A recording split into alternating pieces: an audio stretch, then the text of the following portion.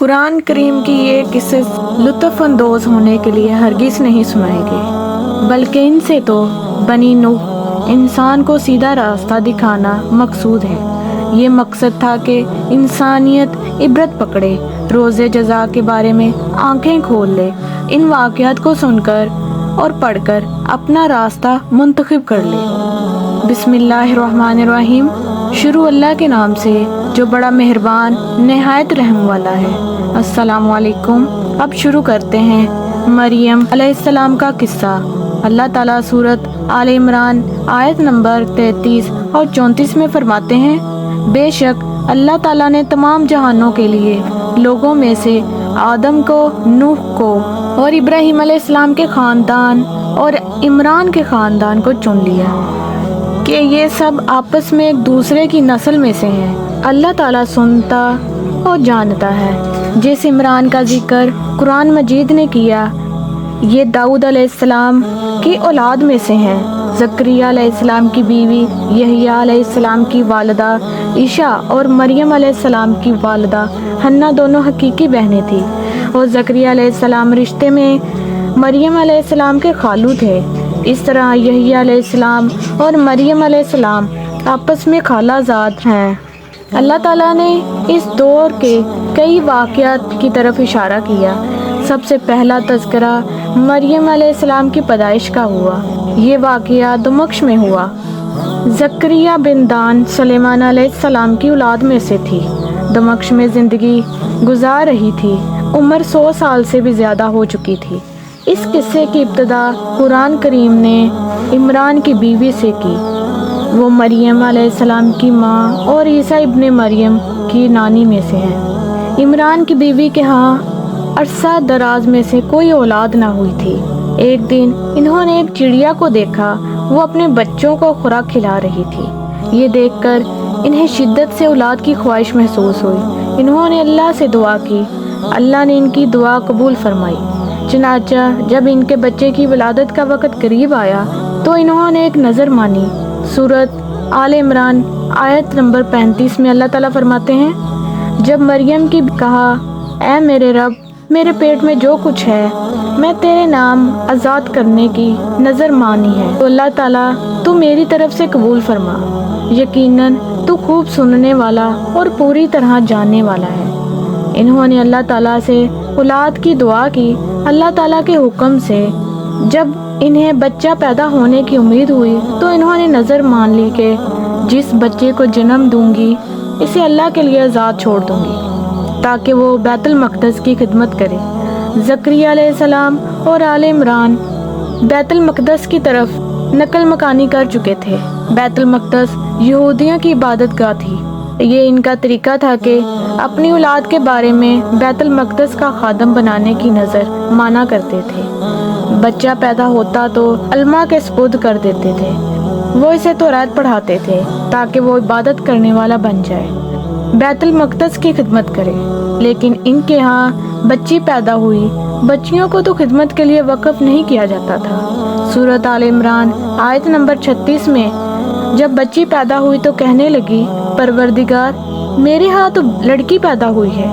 اللہ تعالیٰ کو خوب معلوم ہے کہ کیا اولاد ہوئی ہے، اور لڑکا لڑکی جیسا نہیں۔ میں نے اس کا نام مریم رکھا ہے، اور میں اسے اس کی اولاد کو شیطان مردود سے تیری پناہ میں دیتی ہوں۔ عمران کی بیوی حیرت میں پڑ گئی۔ انہوں نے تو نظر مان رکھی تھی، اب لڑکی کو تو بیت المقدس کی خدمت کے لیے وقف نہیں کیا جا سکتا تھا۔ ان کے خاوند عمران بیت المقدس کے عابدوں میں سے تھے۔ ان سے مشورہ طے کیا کہ بچی کو ہی خدمت کے لیے وقف کر دیا جائے۔ عمران کی بیوی بچی کو بیت المقدس میں لے آئی۔ جس بچے کو وقف کرنا ہوتا تھا اس کی کفالت کوئی عالم کرتا تھا۔ عابدوں میں اس وقت یہ جھگڑا پیدا ہوا، اس بچے کی کفالت کون کرے گا؟ اس کے لیے آخر یہ طے کیا گیا کہ وہ سب اپنا اپنا قلم پانی میں پھینک دیں، جس کے قلم پر کچھ ظاہر ہوا وہ اس کا کفیل بن جائے گا۔ چنانچہ سب نے اپنے اپنے قلم پھینک دیے اور وہ پانی کے بہاؤ کے ساتھ بہنے لگے۔ جب زکریا علیہ السلام کا قلم پانی کے بہاؤ کی مخالف سمت بہنے لگا، اللہ تعالیٰ سورۃ آل عمران آیت نمبر 44 میں فرماتے ہیں، تو ان کے پاس نہ تھا جبکہ وہ اپنے قلم ڈال رہے تھے، مریم کو ان میں سے کون پالے گا، اور نہ تو ان کے جھگڑے کے وقت ان کے پاس تھا۔ اس طرح زکریا علیہ السلام کفیل قرار پائے۔ مریم علیہ السلام نے بہت اچھی پرورش پائی اور وہ بہت تیزی سے پروان چڑھی۔ آپ کا جسم مضبوط اور خوبصورت تھا، بہت نیک اور عبادت گزار تھی، اور سب میں سے زیادہ سچ بولنے والی تھی۔ اللہ تعالیٰ نے انہیں اپنی کرامات سے نواز رکھا تھا۔ اللہ تعالیٰ سورۃ آل عمران آیت نمبر 37 میں فرماتے ہیں، جب کبھی زکریا ان کے کمرے میں جاتے، ان کے پاس روزی رکھی پاتے، وہ پوچھتے، اے مریم، تیرے پاس یہ روزی کہاں سے آئی؟ وہ جواب دیتی کہ یہ اللہ کے پاس سے ہے، بے شک اللہ تعالیٰ جسے چاہے بے حساب رزق دیتا ہے۔ زکریا علیہ السلام کو جب کہیں جانا ہوتا، مریم علیہ السلام کے کمرے کا دروازہ بند کر کے جاتے تھے۔ جب واپس آتے تو اس کے اور وہاں غیر موسمی پھل ہوتے، بہت تعجب کرتے۔ مریم علیہ السلام انہیں بتاتی، یہ پھل اللہ تعالیٰ نے آسمان سے نازل کیے ہیں۔ اللہ تعالیٰ آیت نمبر 75 میں فرماتے ہیں، عیسیٰ کی والدہ ایک راست باز عورت تھی، اسی لیے ان کے ہاتھ پر بہت سی کرامات ظاہر ہو رہی تھی۔ ان کی فضیلت سورۃ آل عمران آیت نمبر 42 میں ان الفاظ میں آئی، اور جب فرشتوں نے کہا، اے مریم، اللہ تعالیٰ نے تجھے برگزیدہ کر لیا اور تجھے پاک کر دیا اور سارے جہانوں کی عورتوں میں سے تیرا انتخاب کر لیا۔ سورۃ المائدہ آیت نمبر 75 میں، مسیح ابن مریم پیغمبر ہونے کے سوا اور کچھ بھی نہیں، اس سے پہلے بھی بہت سے پیغمبر ہو چکے ہیں۔ اس کی والدہ ایک راست باز عورت تھی۔ بخاری، مسلم، ترمذی اور نسائی کی حدیث ہے، نبی کریم صلی اللہ علیہ وسلم نے فرمایا، اپنے زمانے میں مریم علیہ السلام سب سے افضل عورت تھی، اور اس امت میں خدیجہ رضی اللہ تعالیٰ عنہا سب سے افضل عورت ہے۔ بہت سی حدیث میں 4 عورتوں کی فضیلت آئی۔ نبی کریم صلی اللہ علیہ وسلم نے فرمایا، سارے جہاں کی عورتوں میں سے 4 عورتیں افضل ہیں، مریم بنت عمران، فرعون کی بیوی آسیہ، خدیجہ بنت خلیب اور فاطمہ بنت محمد رضی اللہ تعالیٰ عنہا۔ بس ثابت ہوا کہ مریم علیہ السلام کو اللہ تعالیٰ نے بہت فضیلت عطا فرمائی۔ اللہ تعالیٰ نے انسانیت کا آغاز فرماتے ہی انبیاء کا سلسلہ شروع فرمایا۔ انبیاء علیہ السلام اور رسول بے در پہ آتے رہے۔ کہا جاتا ہے اور رسولوں کی تعداد 300 سے زائد ہے اور انبیاء کی تعداد 1,24,000 سے بھی زائد ہے۔ گویا اللہ تعالیٰ نے بنی نوح انسان کو سیدھا راستہ دکھانے کے لیے اتنی بڑی تعداد میں انبیاء اور رسول مبعوث فرمائے۔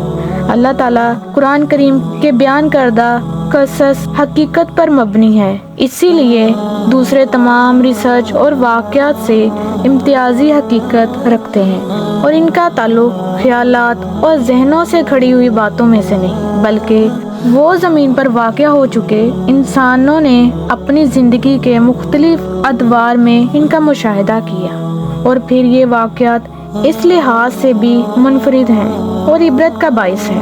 قرآن کریم کی یہ قصص لطف اندوز ہونے کے لیے ہرگز نہیں سنائے گئے، بلکہ ان سے بنی نوح انسانوں کو سیدھا راستہ دکھانا مقصود ہے۔ یہ مقصد تھا کہ انسانیت عبرت پکڑے اور روز جزا کے بارے میں آنکھیں کھول لے، ان واقعات کو سن کر اور پڑھ کر اپنا راستہ منتخب کر لے۔ گزشتہ انبیاء کی امتیں جو بھیانک جرائم کرتی رہی ہیں، ان سے اپنا دامن بچا لے۔